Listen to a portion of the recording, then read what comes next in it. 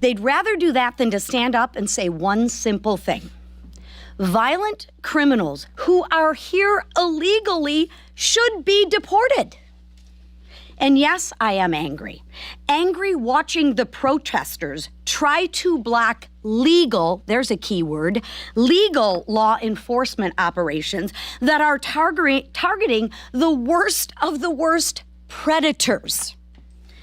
And these are predators that are walking around your communities. Democrats want to tell a different story. But let me tell everyone here the truth. The truth about what I am seeing at home in my state. In my state of Michigan, DHS has pulled an illegal alien out of Zeeland, Michigan, convicted of sexually exploiting a minor. This guy. This is who the protesters and the Democrats are defending. An illegal who is here, who has been convicted, I might say, of sexually exploiting a minor. I don't know why you all aren't angry about that. I'll share with you. It is unfathomable to me. In Grand Rapids, they got a guy convicted of larceny and sexual assault. In Ypsilanti, Jackson, in Detroit, in Holland, Pontiac, DHS found deported illegal aliens committed of homicide, murder. These folks are monsters. And you have Democrats that are advocating for them to get released back into your communities. Why aren't you reporting, and why aren't more people outraged? I don't get it. I gotta share with you, I don't get it. These folks are monsters. They're criminals. They murder. They sexually assault young women, minors. And you know what the Democrats want to do? Let's release them into your communities. And let's celebrate the criminals. Let's villainize the ICE agents and celebrate the people who are raping your children. That is crazy. And I'd love for the media, just find one parent for me, or any responsible citizen in this country that actually thinks that's okay. I mean, I would love to talk to that parent. I really would. They're criminals and they're killers. And Democrats are fighting right now to keep them here, to shut down ICE, to call off Border Patrol, and to let these folks stay in America, in American communities, in your communities. That is disgusting. What is wrong with these people?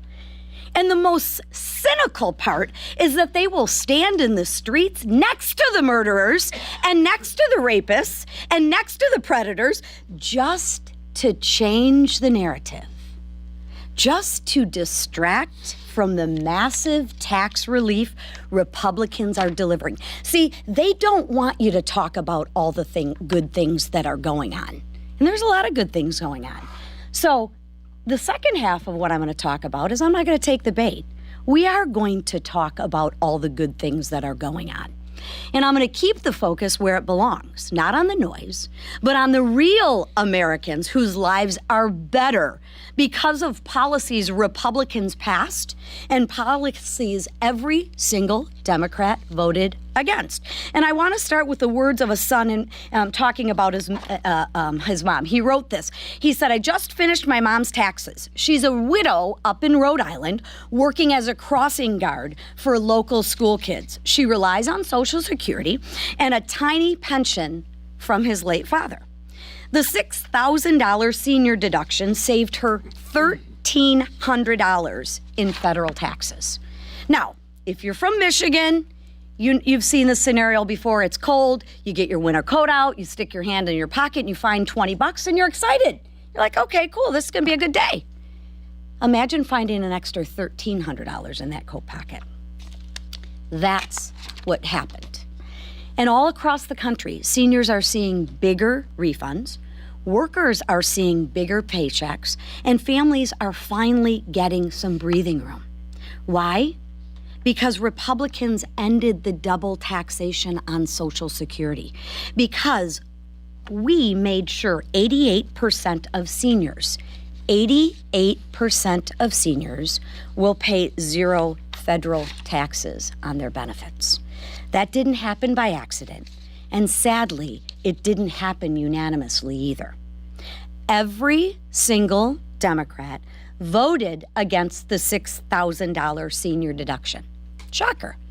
The same Democrats that are for the violent rapists and murderers being released back onto your communities.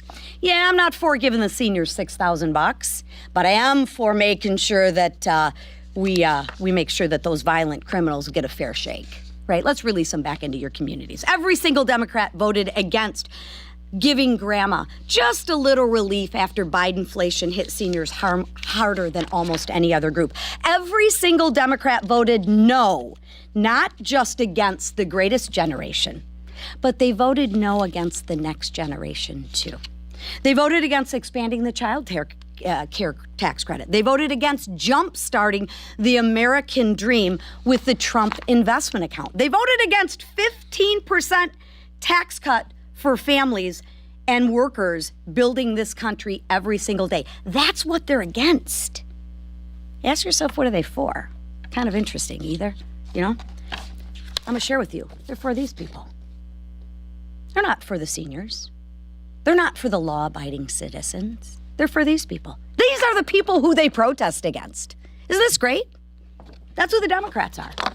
I wonder what they have to say about that. Republicans, though, we chose a different path. We made a promise to deliver real economic relief, and we're doing it. And we're doing it this week, I want to highlight, for the seniors and for every family and for every worker at every stage of life.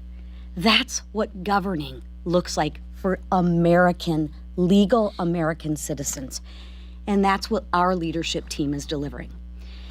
And with that, to talk more about it, because he has one of the highest population of seniors in his state, is a friend of mine, Mr. Haridopolos. Thank you, Lisa. It's morning in America. I'm very excited to be a part of this team that delivers results and actually backs up campaign promises. This is the great American comeback, and it's no accident. It is a plan that we put together over a year ago to put money back in people's pockets. We secured the border. We reduced gas prices, interest rates are down, inflation is down under 3%.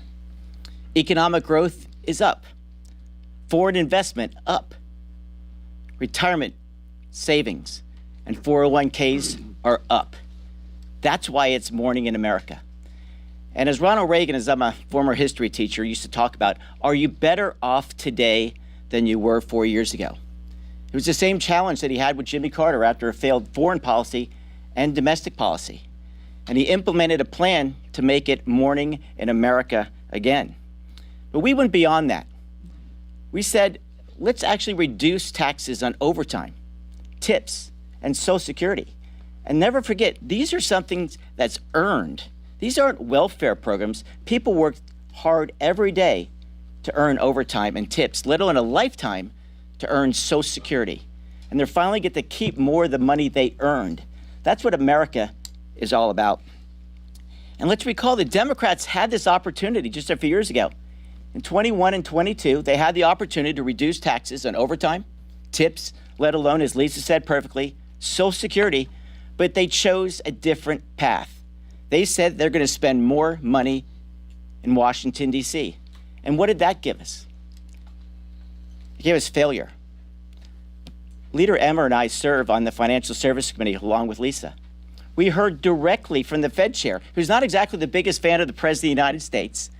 And I asked him a direct question. What caused that hyperinflation, the highest since Jimmy Carter? And he said it right in committee. He said, big spending by the government. We have turned that around, and we're investing in people again instead of government. You know, it's a very simple equation in my world as I teach history, and I've been involved in politics for about 25 years. The simple plan what we have versus what the Democrats are talking about. Democrats say basically, send us more money and more power to Washington, D.C., because we know best. I fundamentally disagree. What I believe, and what this party believes in, what the president has been talking about, is let's invest in people again by giving them their own money back, because they know what unique problems they face every single day. That's why I got back into politics, because I wanted to work again. And as French Hill and the Financial Services Committee proved again last night, we can find bipartisan solutions when we work together in a common sense way. And isn't that a refreshing change of what's happening in Washington? And I'll close with what Lisa talked about. This is a Morning in America moment. People feel like there's optimism once again. We're leading overseas. We're leading here at home, and we made the fundamental promise, and we kept that promise, that we would secure the border and go after the bad guys who are ravaging these cities. That is the fundamental difference between what the Democrats did and what we are doing now to save America. I appreciate this opportunity. I am so excited to be a part of this team who listens, and despite micro majorities, pushing an agenda that the American public unquestionably wants.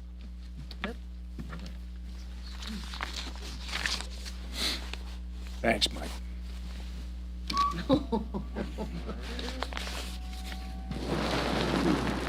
always got to make us feel better. Pedophiles.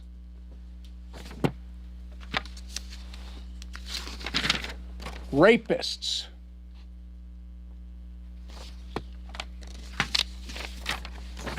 Murderers.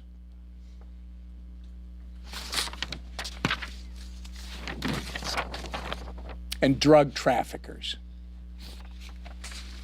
These are just a few of the criminal illegal aliens that the brave men and women of Immigration and Customs Enforcement have taken off the streets of Minneapolis in the recent months and weeks. These violent criminals, many of them imported into our country during the Biden administration, have no right to be here, nor do they have the right to wreak havoc on our communities, leech off our welfare programs, or vote in our elections. This is common sense to everyone except our colleagues across the aisle. Instead of protecting the American people and restoring the integrity of our electoral system, Democrats have decided to put their stake in the ground for the exact opposite. Their current list of so-called demands for DHS funding are comparable to mass amnesty for criminal illegals. To put it plainly, Democrats want to stop immigration enforcement almost entirely. They're even willing to shut down vital government functions like TSA, the Coast Guard, and FEMA to do so. But Republicans will not waver in our support for our brave federal law enforcement officers, and we will not tie their hands as they enforce our nation's laws. Republicans also will not waver in our pursuit of restoring integrity to our elections. That's why we're voting this week on the Save America Act. Mandating photo ID and proof of citizenship to vote in federal elections isn't just common sense, it is widely popular. Yet Democrats are fighting tooth and nail to oppose it. Chuck Schumer even recklessly equated the bill to Jim Crow. No matter which way they spin it, the Democrats' opposition to this bill is suspect at best. Despite fervent Democrat opposition, House Republicans are going to restore integrity to American elections, and we're going to ensure the enforcement of our nation's immigration law. The future of this country depends on it. And with that, our leader. Thank you, Whip. You've seen just this juxtaposition between what we as Republicans want to do to keep Americans safe in our homeland. The Department of Homeland Security bill, of course, funding expires if we don't take action. The House has passed a bill already that's over in the Senate to fully fund the department. And then you've got the Democrats on the other side who have made it crystal clear what their position is. Democrats want open borders. Democrats want mass amnesty, and they're willing to shut the government down and wreak havoc with the American people to do it. And let's just look at what would happen if the Democrats get their way. And you can see from their leaders, they are clamoring for another government shutdown. If the Democrats shut down the Department of Homeland Security, they're claiming it's about defunding ICE. But as they know, and as you know, in the Working Families Tax Cut, we funded ICE through the rest of President Trump's term. So ICE is funded. But what is not funded if the Democrats get their way? They will literally shut down funding for disaster relief in FEMA in the middle of a storm that in New York City alone, you want to see what socialism gets you, 18 people now have frozen to death under the leadership of the socialist Mandami. That's what Democrat leadership gets you. They want to shut down TSA. So just take Atlanta's airport, LaGuardia. Those two airports alone, having been shut down, if the Democrats get their way, will wreak havoc with tens of millions of Americans who just want to go see their family members, want to travel for a wedding, or whatever the case may be. Maybe they're trying to start a small business and want to go to another city to try to create some jobs. They won't be able to do that because Democrats want to have a tantrum, not to defund ICE, because again, ICE is fully funded, but just because they want to cause chaos in America to get open borders. That's part of their wish list and their demand letter they sent to President Trump. And of course, the Coast Guard. The Coast Guard comes in and rescues people when disasters happen. They want to shut them down. They interdict boats that are bringing drugs into our country. That's who the Democrats want to shut down this week. Luckily, Republicans in the House have sent a bill over to the Senate to prevent this kind of chaos from happening. We'll see what happens in the Senate. The president's trying to negotiate with Democrats, but they've proven they really don't care about the American people. They did it before with the longest shutdown in American history, wreaking havoc to tens of millions of people, and they're willing to do it again. Now let's talk about some of the other things we're moving this week. We have another number of bills. We just moved a great housing package. Very big bipartisan vote last night. I'm sure you were all paying attention to it. Almost 400 votes to get a bill that French Hill and his committee delivered to help improve the housing situation so people can have access to buying a home again in America. Another big priority of President Trump's. We're moving more bills on critical minerals, something else we've been doing to reverse the damage that Joe Biden created. Joe Biden made us more dependent on countries like China. President Trump wants to open up our ability to develop the critical minerals of our nation. Here in America, we passed a number of bills already through the House that are over in the Senate. We're going to move some more bills this week to open that up again. And then, of course, the Save America Act. And you can't have anything more basic than protecting the right to vote. Because as we all fight to ensure that every person, one person, one vote is the mantra. But if somebody is stealing your vote, then they're nullifying your vote. And two basic requirements are in this bill, the Save America Act. One is to register to vote, you have to prove citizenship. Real common sense legislation. Everybody understands what that means. And they worked really hard to make sure that every state can still do the things that they do uniquely while allowing for that prevention of fraud measure. And then the other is when you vote, you have to show a picture ID. As the whip said, you look at some of the Democrats feigning outrage. As Chuck Schumer calls it, Jim Crow.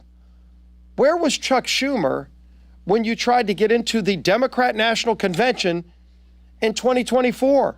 Guess what? Chuck Schumer made you show a picture ID to get into his own convention that he's calling Jim Crow. Is that what his new name is? You had Senator Ossoff just this weekend had a town hall meeting. Guess what you had to do to get into Senator Ossoff's town hall meeting? You had to show picture ID. Americans get this. It's common sense that you have to show a picture ID to vote. Anybody that's against that is saying that they want rampant voter fraud. And so we're going to move that bill over to the Senate. I think you're going to see a bipartisan vote on that bill, despite some of the crazy things the Democrat leaders are saying. Over 75% of Americans, every spectrum, support this initiative. And you can see it on every demographic. It's supported widely. For whatever reason, Democrats in Congress are scared to death of ensuring the sanctity of the vote. But we're going to do it here in the House. So it's going to be another busy week. Some really important issues that we're bringing. We'll see where the Democrats are in these issues. Now I'll bring up our speaker, Mike Johnson. Well, thanks. Good morning. I want to thank this leadership team for all their extraordinary work, and Congressman Haridopolos, for being here with us this morning. He's an effective spokesman, did some great work down in the legislature in Florida before he got here, so he's not new to this. I want to echo a couple things that were said this morning, and we'll take your questions. So on the economy first, and then we will talk about the SAVE Act and how important it is. This is a really important thing. Gallup published findings from a new poll. All right, and here's what the headline says. Americans expect economic growth and stock market gains in 2026. The American people have good reason to feel this optimism. You heard the Secretary of the Treasury, Scott Bessent, a few weeks back. He said 2025 was setting the table, and 2026 is going to be the feast and the banquet. We are already beginning to see that. Since Republicans reclaimed the House, we began last January to do the work that we promised the American people we would do, and we got it done. We secured key fiscal reforms and the debt ceiling agreement. We kept discretionary spending flat, saving hundreds of billions of dollars to date. We secured a $1.6 trillion cut to mandatory spending through the Working Families Tax Cuts and so much more. And that's just in the House. And President Trump's been very busy as well. His trade policy and the tariffs as well have brought in hundreds of billions in new revenue, more than 2024, and there's hundreds of billions more on the way. President Trump's policies have reoriented global trade. It resulted in trillions in commitments for foreign direct investment here, a reduction in the trade deficit, and all-time highs for U.S. exports. And we're just getting started. We have all the necessary ingredients for economic flourishing. And the combination of the House Republicans' efforts to restore fiscal sanity, President Trump's trade agenda, and the pro-growth, pro-energy policies in the Working Families Tax Cuts have reignited a supply-side growth surge that nobody can deny. You're watching the economic growth numbers that are off the charts. It's going to be over 5%. I think 5.4% is the estimate for what Q4 would finally yield. And Q1 of this year is expected to continue that surge. And we think that's going to happen all the way through the year. And so do the voters, so do the American people, according to the polls. Under Republican leadership, the U.S. economy has consistently grown and far exceeded all the expectations that they told us that they would happen. The CBO and others were way off. And the tangible, immediate benefits of our policies are indisputable. Interest rates are down. Inflation is down. Gas prices are significantly decreased and have hit all-time lows in decades. Tax rebates are at an all-time high. You got tens of millions of American families will be able to keep more of their money in their own pockets, and all of that was by design. We made promises. We're keeping our promises. By every conceivable metric, Americans are better off today under Republican governance than they were under the Democrats, and these trends are only going to continue. And Democrats keep talking about affordability. Republicans are delivering it. That's the theme. That's what happens here all the time. Democrats give you lots of talking points, and a lot of the outlets of the media amplify their messaging.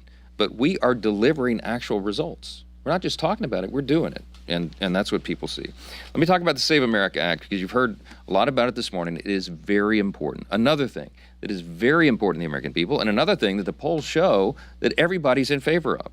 Common sense legislation to just ensure that American citizens decide American elections. It really is that simple. Remember, House Republicans have already passed the SAVE Act during the last Congress and the current Congress.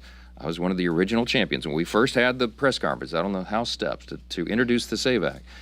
Chip Roy and I and Mike Lee in the Senate and others were there to say that this is long overdue, because we know that non-citizens had been participating in elections, and it was a simple thing to say that we need to make sure you have to have proof of citizenship when you register to vote.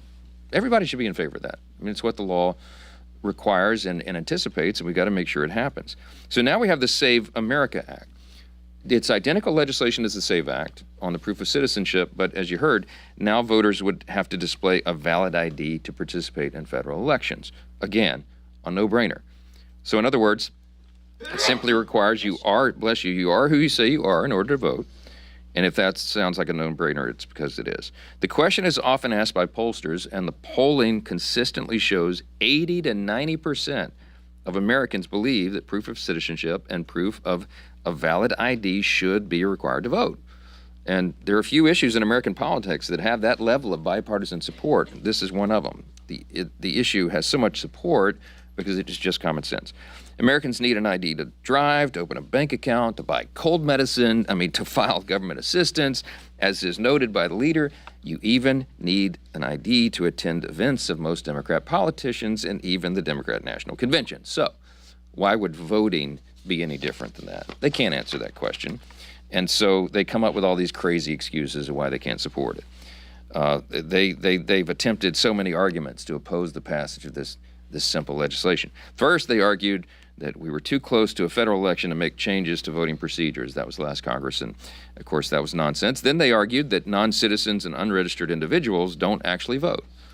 And then we proved that they did, and so then they changed their argument again. Then they argued that the SAVE Act disenfranchises married women who would have to change their last names. That was actually, you remember, that was a whole line of argument. And now, this is their current argument, now Democrats are saying breathlessly, the SAVE Act would result in voter suppression and voter disenfranchisement. It's nonsense. Do you know what actually disenfranchises voters? It's when non-citizens participate in our federal elections and counteract the votes of registered American voters. That's what we have to stop. Democrats have gone so far as to call this the return of Jim Crow laws. That's what you heard Chuck Schumer say, and he just has no shame. It's not the first time Schumer said this. Now, just think of the history of it. In 2021, when Georgia state legislators, when they did it in the state, they passed the election integrity legislation. Chuck Schumer came out, many national Democrats, they called it Jim Crow 2.0. He did that thing with his hands and pounded the podium. Okay, well, here's what really happened. Georgia experienced record turnout in the 2022 election after the reforms, particularly among minority groups. And in fact, the poll commissioned by the University of Georgia after the election, they went to ask people how they felt about that election and how it was conducted. And they talked to black voters. And the respondents to the poll said, they said, did you have a poor experience in the election? And guess how many black voters in Georgia said after the reforms they had a poor experience? 0. Literally, no one said that. Not only were their arguments blatant fear-mongering, Chuck Schumer and everybody, they were dead wrong, too. And speaking of Georgia, Leader Scalise noted that Senator Ossoff had his big event there, and he said that the SAVE Act, quote, is bad faith bill cynically intended to disenfranchise millions of eligible voters, unquote. That's what Senator Ossoff said.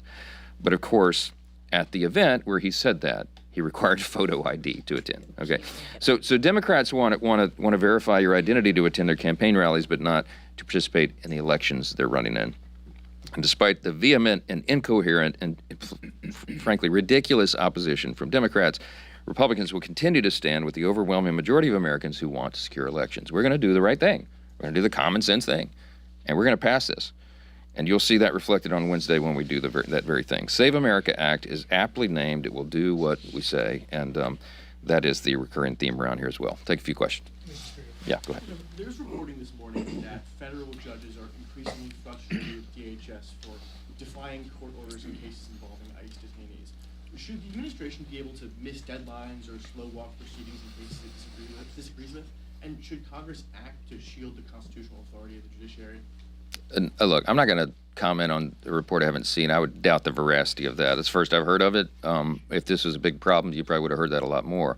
DHS is being asked to do a very difficult job. Remember, with the wide open border under the Biden-Harris administration for 4 years, by some estimates, 20 million illegal aliens came into the country. We have to remove, beginning with the dangerous criminal aliens. You saw photos and examples here just in our press conference this morning. They're in every state. And they have a very urgent and important job to remove the illegals from the country. And there are going to be hiccups in that system. But when there are modifications that need to be made, they are being made. I mean, I would give you example A in Minnesota. When Tom Homan came in and took charge of that, they've made it more efficient and balanced and effective. They've calmed the situation using the president's own terms. And they're working well, much better now with local and state officials because Tom Homan went in and worked that out so that they would do it. The big problem we have right now is not with DHS. The problem we have is in the blue states and blue cities. There are 18 sanctuary cities in this country. You know what a sanctuary jurisdiction does? It prohibits the participation of local and state officials, law enforcement, with federal enforcement. That is going to create an inherently dangerous and crazy situation, and that's what it does. And so you see all the skirmishes and all the violence and all the things that are happening with violent protesters and assaults on ICE officers. Do you know that death threats for ICE officers have increased 8,000%? It's because they're putting fuel on a fire and they're making it worse. So the problem is not DHS. The problem is local and state officials who are not helping the situation. I give you as an example Minnesota. It is a calmer, more orderly situation there because finally it appears that the local and state officials are cooperating. We need cooperation among law enforcement. It is common sense and it will solve so many of these problems. Yes, sir. Right here. Right next. Speaker Johnson, curious about the rule today. There is a part of it that would block anti-tariff votes in the future. What's the reasoning behind that? And do you think that House Republicans will be behind that? I think they will. We talked about it, frankly, in our conference this morning, and the rationale for this, for just extending this for a little bit longer to July, is to allow the Supreme Court to rule on the pending case that everybody's watching and waiting for. That process has been playing out. I think it's logical to allow that to continue. The president's trade policies have been a great benefit to the country. It's indisputed what it's done. I went through some of the statistics and how that's helped the economy. And I think the sentiment is that we allow a little bit more runway for this to be worked out between the executive branch and the judicial branch, and we'll see. So I expect the rule will pass, and I think we can move it forward. Back row. Speaker Johnson, is it your contention that if Congress doesn't pass the Save America Act, that we can't trust the results of the midterm elections in November? No, I'm not saying that. Look, the states are charged with administering elections, and we break it down to the county and Louisiana, the parish level. And there's a lot of election integrity legislation that's been handled, particularly through the red states, I'll say, over the last few years because of all of the irregularities and chaos that we've seen surrounding recent elections. I think we can trust the outcome of the election, but what I will tell you is there is still a great concern that in certain pockets of the country that there's not strict enforcement of the laws. I think the reason it's an 85 and 90% public opinion issue on the polls, that you have to ensure that only citizens vote in U.S. elections, in federal elections, and that you have to have a voter ID, is because it eliminates even the appearance of impropriety, even the appearance of fraud or controversy. Why would we be against that? There's only one logical reason the Democrats are opposing this. They want people to participate in the elections who are not supposed to. That's what the wide open border was about. This is not like everybody, just think of it logically. Why would they make an argument that you can't show a simple voter ID to vote? It's absurd.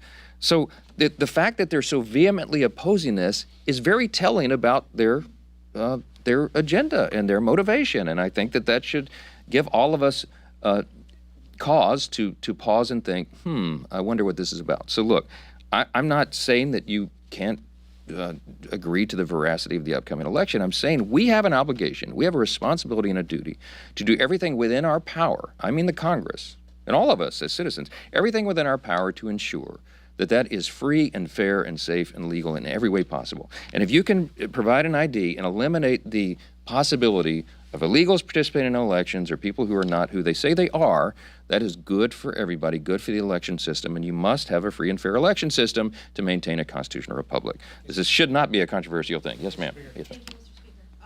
With the Senate getting ready to move on a potential DHS CR, if talks fall through between Democrats and the White House, do you think a longer-term CR or shorter-term CR would have more chance of passing? I'm going to go meet with Leader Thune in a couple hours, and we're going to sit down and go over all this to find out where their mindset is. We've not moved to CR here because our position is the Senate should pass the House passed Homeland bill. We got it done. We did the work in the House, and I think they should get that through. So us offering a CR would be a concession that we don't believe in that product, and that's just simply not the case. We'll see where they are. I'm not going to prejudge the length of it or where it should be. I'm very hopeful. We still have time on the clock. When there's a will, there's a way, and if they can come to an agreement on this and get it done, that will behoove the whole country. As Leader Scalise said a moment ago, they're holding this up has nothing to do with ICE, immigration, customs, and enforcement.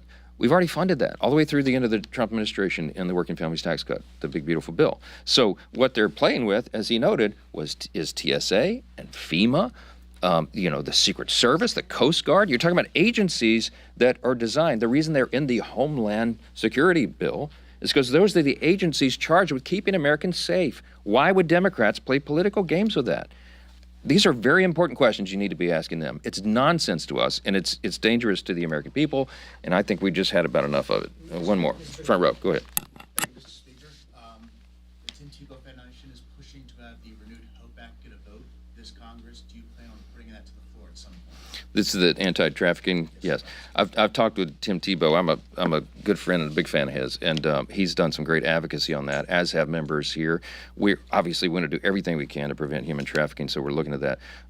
Chris Smith is one of the leaders in the House who, for many years, has worked as a champion in that space, and many others, and that work will come to fruition soon. So stay tuned on that. Thank you.